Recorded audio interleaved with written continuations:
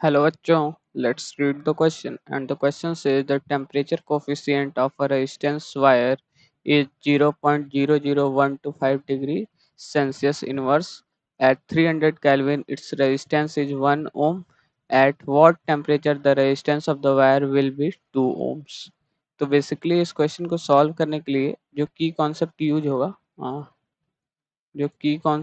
होगा की concept to solve this question is ये है कि हम R इज इक्वल टू होता है resistance R is equal to R not 1 + alpha delta T मतलब कि चेंज इन टेम्परेचर और अल्फा क्या है temperature coefficient of resistance wire ठीक और R हम लोग का चेंज जो न्यू रेजिस्टेंस है और आर नॉट जो हम लोग का पहले रेजिस्टेंस था ठीक।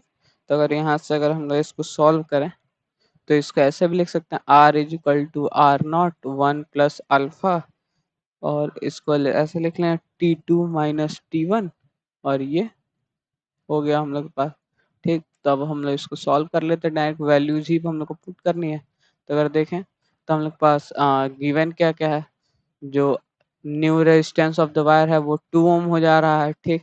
जो पहले हम लोग का रेजिस्टेंस था वो था 1 ओम और फिर देखें तो 1 + अल्फा की वैल्यू कितनी दी हुई है 0.00125 और हम लोग का T2 हम लोग को निकालना है और T1 कितना दिया हुआ है 300 केल्विन 300 ठीक।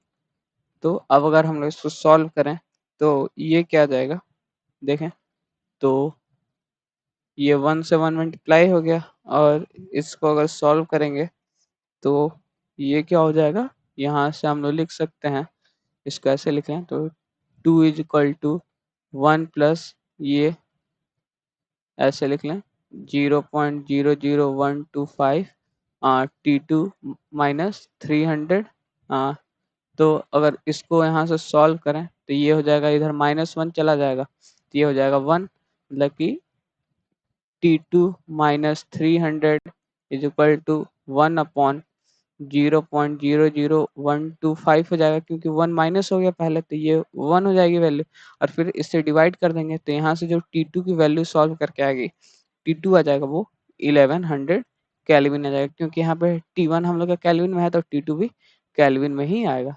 So the final answer is 1100 Kelvin. Hope you understand it well. All the best. Thank you.